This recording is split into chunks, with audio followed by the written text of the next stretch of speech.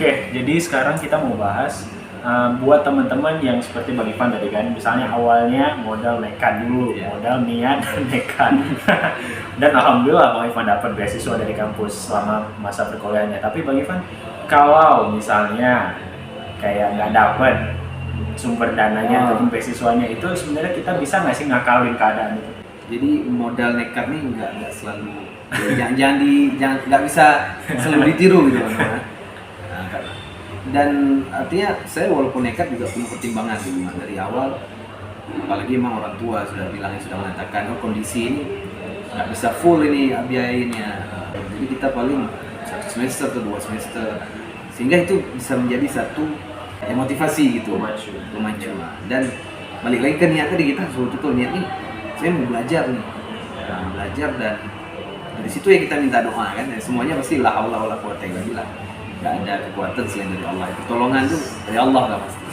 Dan saya pernah teringat juga ada senior yang mengatakan selalu ada jalan untuk orang yang bertujuan, pasti ada jalan. Artinya ketika kita susah dalam hal biaya, itu ya salah satunya beasiswa. Tapi ada juga yang dia nggak dapat beasiswa, tapi ya sambil kerja. Kayak saya pernah ngajar, ya kerja part time, pernah research assistant juga, saya bantu dosen membuat research. Dan pernah ada juga yang kerja model sehari 2 hari itu, man. Dulu kan masa pilpres ya kan, masa pilpres ada KPU kan, musim bulan. Jadi kita jadi panitia ya, kerja sehari itu lumayan lah. Itu bayarannya lumayan waktu itu. Lumayan. Jadi ada yang mendadak kayak gitu, ada yang bisa kita kerja part time itu di Malaysia. Mungkin menurut saya yang salah satu kelebihannya itu kalau nyari peluang kerja part time itu banyak sekali kan. Di negara lain belum tentu ada, mungkin ada istilahnya peraturan tertentu yang nggak sebebas Malaysia kan. Nah, jadi menurut saya mungkin jalan kedua selain beasiswa bisa sambil kerja. Dan ini tentu ya level kerjanya beda-beda juga kan. Cuman kelemahannya adalah kita mungkin bisa nggak fokus gitu kan. Bisa ada orang yang kadang bukan kerjanya part time, kuliahnya part time kayak gitu. Prioritasnya kerja karena emang dia bukan kan, ada yang karena emang terlalu enjoy kerjanya, terlalu orientasi uang. Ada juga yang memang ya nggak ada yang biayai lagi selain dia itu kan, apalagi yang sudah berkeluarga gitu, kalau yang S2 S3, jadi ya dia harus menafkahi keluarganya juga. Jadi jadi kita pasti ada jalan ya, selain beasiswa ya kerja, tapi coba nyari aja. Kalau saya sendiri jujur, selain beasiswa itu saya ada nyoba yang lain juga kan. Jadi beasiswa yang lain misalnya ada di IAIN tuh Abu Sulaiman ya, Sulaiman Scholarship, itu emang bidang agama, emang dia tuh susah. Ini bidang agamanya agak susah emang nyari beasiswanya. Cuma ya, karena nggak tahu ya, karena banyak saingan atau soalnya di Indonesia, Malaysia yang saya lihat prioritas negara itu emang untuk jurusan umum, kayak misalnya LPDP lah, kan listnya apa kelautan lah, apa gitu kan, ekonomi, kedokteran ya. Agama tuh mungkin baru-baru ini kalaupun ada, ya kan. Dan termasuk di Malaysia agak susah tuh nyari beasiswa jurusan agama khusus tuh susah. Tapi alhamdulillah di IAIN tuh lumayan ada gitu kan, beberapa. Saya Abu Sulaiman itu.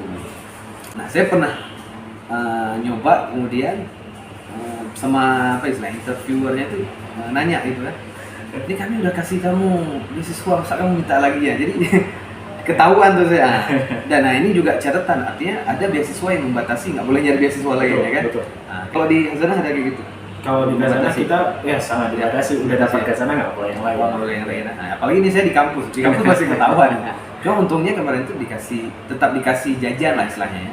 Dikasih berapa ya, mungkin 10% dari situ. Dan ini jangan nyarang juga ya kayak gitu. Nah, ada juga pernah saya itu mentok, mungkin kelemahan di beasiswa saya ini terbatas gitu. Terbatas artinya nggak dari awal kita kuliah sampai selesai dibiayai. Saya dibiayainya cuman uang administrasinya saja ya kan, jadi nggak ada uang jajan untuk hidup, nggak ada. Nah, ada beasiswa kayak Khazanah kan include semua ya. Alhamdulillah. Nah, terus karena saya nggak full dibiayai, nah jadi sempat ada hutang tuh ketika udah mau lulus ya kan, yang menghambat untuk clearance-nya, yang menghambat untuk kalau misalnya udah habis tesis kan kita harus ambil syarat untuk ambil ijazah, itu kehalang dengan itu. Dan alhamdulillah saya ajukan lagi. Nah, jadi intinya kita emang harus riset, harus nyari, tanya. Ada hal-hal, jadi nggak semuanya ada di internet gitu. Ada itu dari obrolan ya, kadang kita ngobrol kayak ini tahu kawan saya pernah ngajuin ini ke profesor ini ya, saya dapat dari situ. Jadi ngajuin ke Triple IT kemarin itu ada di suatu lembaga gitu juga. Harus Lembaga gigih, IAIN. Bang, ya. Iya, gigih. Jadi kita betul-betul nyari itulah salah satunya mungkin manfaat dari silaturahmi juga. Betul. Kan Rasulullah bilang orang memperluas rezeki kan silaturahmi. Jadi saya nanya-nanya ke kawan, coba ke profesor ini, beliau ini dari lembaga ini loh, ketua ini. Jadi alhamdulillah ditutupi. Jadi beliau langsung, jadi profesor tersebut langsung nelpon saya gitu, WA. Oh kamu coba ini nanti saya bayarin semuanya. Saya ikutin gitu, alhamdulillah. Jadi intinya banyak jalan, yang penting kita sendiri harus usaha gitu. Betul. Dan tadi balik lagi ke, nah kalau misalnya nggak ada beasiswa, nggak ada kerja, ada juga ini pengalaman Ustadz dan pengalaman ya guru saya mungkin di daerah Kedah gitu kan, daerah utara Malaysia. Di beliau ini seorang ya Ustadz di suatu masjid gitu, imam gitu kan. Beliau aktif di pengajian. Nah, gara-gara aktif pengajian, jamaahnya ini kan banyak orang-orang kaya Malaysia ya, datuk-datuk itu, datuk datin gitu. Alhamdulillah itulah ditawarkan mau sambung kuliah enggak, nanti biar kami tanggung. Aneh kayak gitu kan. Ini kan berkah di luar prediksi kita. Jadi ya kita misalnya manusia cuma bisa apa istilahnya merencanakan apa, tapi tetap itu semua dari Allah. Mungkin ya karena kita beliau ini emang bidangnya agama ya kan, mungkin itulah ada berkah dari situ ya. Dan saya yakin ada juga mungkin cerita-cerita misalnya Di luar prediksi kita. Nah sekarang kalau Rahmat sendiri ya, apakah misalnya kalau beasiswa bisa sambil kerja juga nggak? Kalau saya sebenarnya beasiswa itu memang nggak melarang ya, istilahnya bukan nggak boleh lagi, cuma melarang kalau kita sambil kerja full time.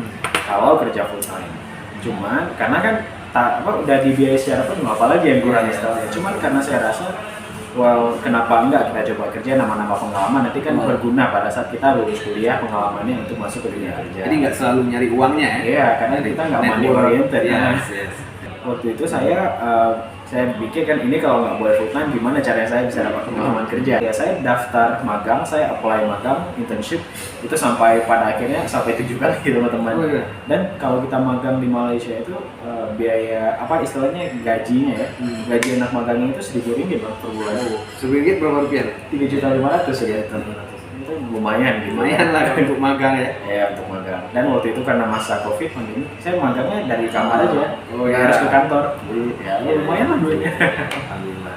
Ya jadi dari pengalaman saya yang menjadi salah satu anggota internship itu bakalan berguna banget buat nanti saya melamar kerja, karena saya udah punya portofolio di CV atau resume saya bisa include itu, dan nanti begitu lamar kerja, ternyata orang perusahaan bisa lihat, si Fulan, si Rahman ini juga sudah punya pengalaman kerja dan ini bisa bermanfaat bagi perusahaan kita gitu. Oke. Jadi apa yang kita dapatkan ketika internship itu pasti sangat berpengaruh ya untuk karir kita ke depannya. Itulah jadi apapun yang kita kerjakan sambil kuliah itu ya part time itu pasti ada manfaatnya ya.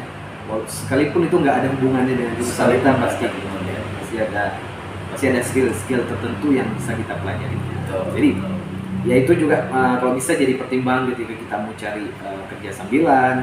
Jadi kira-kira apa yang bisa membantu dalam hidup saya dari hal itu. Jadi bukan sekedar ya gajinya gitu kan. Oke, terakhir Man, mungkin tips Man untuk ini mereka mungkin yang kepingin kuliah di Malaysia dan ya mau dapat beasiswa atau mendapat kerja sambilan dan mungkin ada tantangan apa yang mungkin Rahmat dapatkan dan gimana mengatasinya gitu. Ya. Kalau tipsnya yang pertama, kalau kuliah ke luar negeri ya, apalagi tujuan itu kampus yang menggunakan bahasa Inggris, itu matangkan dulu bahasa Inggrisnya. Karena di IOM sendiri seperti yang Pak Ivan tahu kan banyak teman-teman kita dan adik-adik di bawah kita yang kesusahan di bahasa Inggrisnya teman-teman. Dalam artian bukan cuma bahasa Inggris bisa grammar, tapi gimana bahasa Inggrisnya bisa dipakai di dunia akademik, menulis publikasi seperti Bang Ivan. Kalau saya lebih ke presentasinya, itu tipsnya yang dari saya, mungkin dari Bang Ivan atau lagi dari. Kalau satu lagi tantangannya menurut saya itu ya standar yang tinggi. Kalau saya pribadi jurusan sastra Inggris itu standar tugasnya ataupun standar pembelajaran itu lebih tinggi yang saya tahu. Kalau ketika saya bandingkan dengan teman-teman saya yang kuliah di jurusan bahasa Inggris yang ada di Indonesia. Jadi contohnya tuh waktu itu saya udah tugasnya mewawancarai orang yang bahasa Inggris itu bukan bahasa utamanya. orang Cina kebetulan waktu itu, dan saya dari situ harus transkrip perkataannya satu persatu dan menganalisanya. Sedangkan teman saya waktu itu di semester yang sama tugasnya itu cuma buat dialog, jadi dan main drama, bikin vlog. Saya ini jadinya teman saya udah latihan jadi YouTuber. Ya, jadi seperti itu. Jadi harus siap kalau saya kuliah ke luar negeri berarti saya usahanya harus lebih full gitu, harus lebih nge-push. Yes. Ya, jadi gitu ya teman-teman. Berarti kalau ke IUM itu intinya bahasa memang sebagai pengantar. Dan memang di IUM ada bahasa Inggris, ya kebanyakan jurusan bahasa Inggris dan bahasa Arab ya kalau jurusan agama itu bisa dipilih. Kayak saya Usuluddin ini bisa pilih bahasa Arab atau bahasa Inggris, dan kebetulan saya pilih bahasa Inggris ya. Dan itulah kenapa saya pilih di IUM itu jadi belajar agama pakai bahasa Inggris ya. Oke, jadi emang betul ya harus ada usaha lebih ya kan, kita sudah di sini karena lingkungan itu nggak menjamin, lingkungan mau di kampus atau di luar kampus nggak menjamin kita belajar. Apalagi kalau misalnya kita berteman sama orang yang memang sehari-harinya lebih banyak main ya. Dan saya dapat ini juga ada tuh senior yang bilang di Malaysia dan dimanapun sebenarnya kalau kita kuliah belajar ada dua itu halangannya. Kalau nggak banyak main, banyak kerja. Jadi banyak main artinya lalai, ya bisa nge-game ataupun jalan-jalan. Kan di Malaysia banyak destinasi, banyak mall, wisata ya kan, kemana-mana gitu. Nah, ada juga banyak kerja dalam arti ya kerjanya malah yang jadi utama. Mungkin bagi teman-teman kalau melihat video-video serupa mengenai beasiswa Malaysia itu mungkin kebanyakan yang terjadi sebelum COVID. Tapi yang kami ini pernah merasakan sebelum dan setelah COVID ya kan. Nah, jadi kami survive ya, dan itu kan berbeda teman-teman. Apa yang kami sampaikan ini berdasarkan pengalaman kami sebelum dan setelah COVID. Nah, karena ada orang yang masuk ke kampus setelah COVID itu kan biayanya kan bertambah ya, jauh kan. Dan bisa juga beasiswa, kalau dapat beasiswa mungkin bisa lebih banyak lagi kan yang diperlukan. Dan nah mengenai COVID ini Mas, ada nggak perubahan apa istilahnya kayak Rahman kan kayak kerja tadi kan, itu kan online. Artinya kan lebih dia ada kelebihan kekurangan. Menurut Rahmat gimana tuh? Ada nggak kelebihan yang Rahmat rasakan sendiri? Kelebihan dari belajar atau kerja? Kalau dari saya pribadi, dengan adanya COVID itu kan kita bisa kerja online, belajar pun online, nggak harus ke kelas karena kan social distancing. Yes. Tapi selain itu kelebihannya adalah kita bisa lebih peduli dengan hidup kita. Misalnya dulu kalau dunia kerja kita bicara Bang Ivan ya, orang itu kan konteksnya pulang pergi pagi, pulang sore, besoknya gitu lagi. Tapi dengan kita ada COVID, bukannya saya bersyukur, cuman kita lebih punya waktu banyak untuk diri sendiri, ibadahnya jadi lebih khusyuk, bisa lebih jaga kesehatan. Karena pokoknya begitu udah jam 6 sore, itu memang udah di rumah kan, nggak perlu naik kereta untuk pulang ke rumah, jadi bisa langsung siap-siap sholat misalnya gitu. Ya itu dia, artinya memang kelebihannya mungkin ya suasana belajarnya di online, dan sekarang udah offline semua ya. Sekarang kayaknya udah balik offline ya. Jadi itu teman-teman ya, semoga ini menjawab pertanyaan teman-teman mengenai apakah mahal. Ya memang mahal, tapi insya Allah ada jalan, selalu ada jalan untuk menuntut ilmu, bisa lewat beasiswa, dan beasiswa pun macam-macam. Silahkan di riset, intinya apapun yang akan kita hadapi itu selalu kita ya belajar dulu lah, persiapkan ya. Ayo, nanti Rahmat sekarang by the way apa yang dikerjakan sehari-hari ini? Apa ada target yang dicapai?